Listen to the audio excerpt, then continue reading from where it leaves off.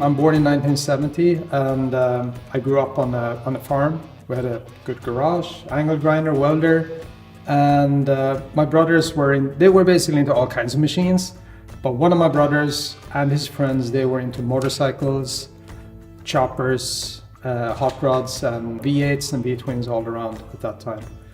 And mom and dad was, of course, super busy at the farm, so basically my brother and his friend, they were my babysitters. And he also played in a rock band, so there was a lot of music. I basically hung out at every band practice, and it was Zeppelin and Sabbath covers all the time. And it wasn't like they were reading any fairy tale stories to me. They were more like translating Black Sabbath songbooks. So that was pretty damn cool. Of course, they saw that I really like motorcycles, and they said, well, if you want to be into bikes, there's only one kind, it's choppers. So I was like, okay, choppers. And I was checking out their magazines, Easy Riders, Iron Horse, and whatever they had laying around. And okay, so I basically, like, everything that I had with wheels, I tried to build up like a chopper, starting with bicycles. And already by that time, both, my dad was super fed up with me because I wanted him to weld everything. So he actually taught me how to weld. I was, I don't know, like 6 or 7, super welds. But at least I could get 2 metal parts together. And I started extending the forks on the bicycles. And pretty soon, all the kids from the neighborhood, they were all there with their bikes, and I was just extending forks for every other bicycle at home. So, but all in all, it quickly accelerated into mopeds, and after that, of course, motorcycles. And yeah, that was basically it. Growing up in the garage, fed on Zeppelin and Sabbath, and building choppers.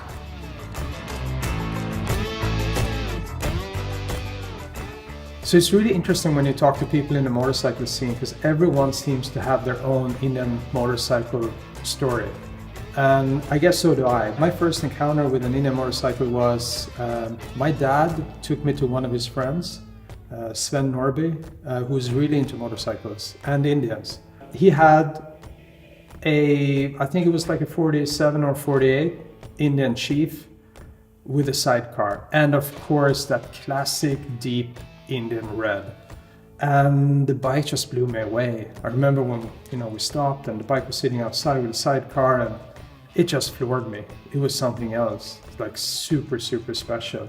As I grew up and really got into motorcycles and started building bikes, I actually became very good friends with Sven. Me and my friends, we used to visit him. We were riding our choppers, but he thought that was super cool, even though he was more into the stock bikes. But he could totally understand what we were doing and why. And he loved that we were into bikes. And eventually, when I got more and more into the art side and design side, I remember doing this big, pencil drawing of the engine of his Indian Chief. I just put a lot of time into it. And then I gave it to him. I went to him, and he was pretty old by then. And I gave him this drawing, and first he thought, yeah, it's super cool, you did the drawing on my Chief motor. And I was like, yeah, but it's for you. And he just like choked up, got totally silent, and his eyes started, almost tears in his eyes. And it was just a super emotional moment, because this bike had been with me for so long in my memory, and finally I could kind of pay back to Sven. And that story, that stuck really deep with me, for sure.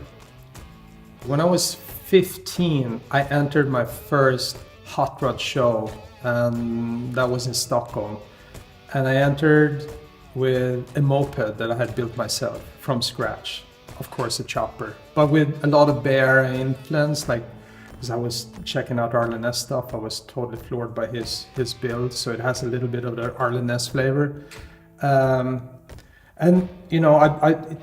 It took me probably a year to build that bike, because I was, I felt I was ready to graduate to something, more than bicycles and kind of the mopeds that I put together.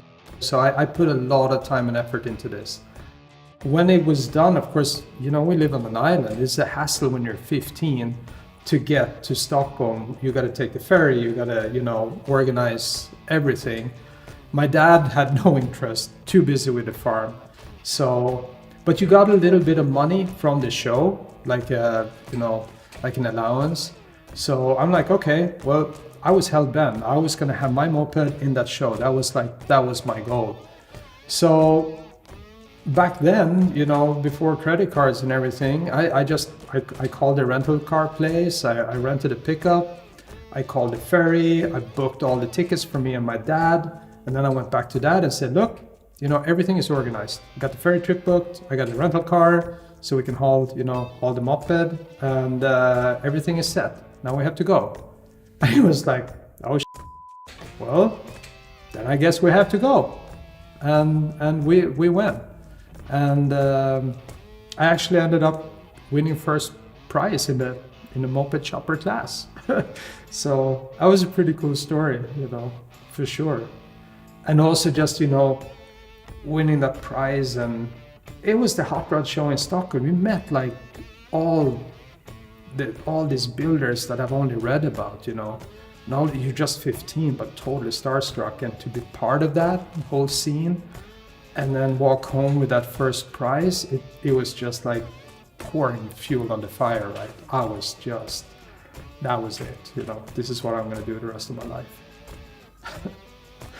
And that little moped chopper is actually the only one I never sold. I still got it, still sitting at home in my shop.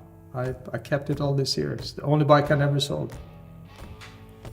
Being so deeply fascinated with anything, the whole American motor culture, of course, what I really wanted to do as soon as I could was just go to the States, right? And by the time I was 20, me and a friend had saved up enough money so we could get on a really flight to New York. And from there we basically drove cross country. But our first target was Daytona Beach.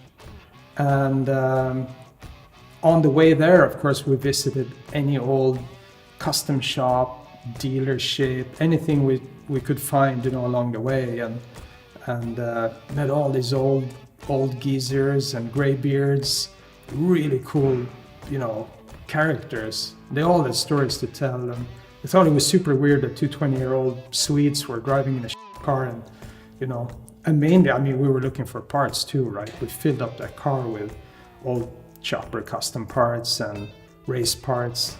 It was pretty cool back then. I remember, so we went there 2 years, I think it was like 90 and 91.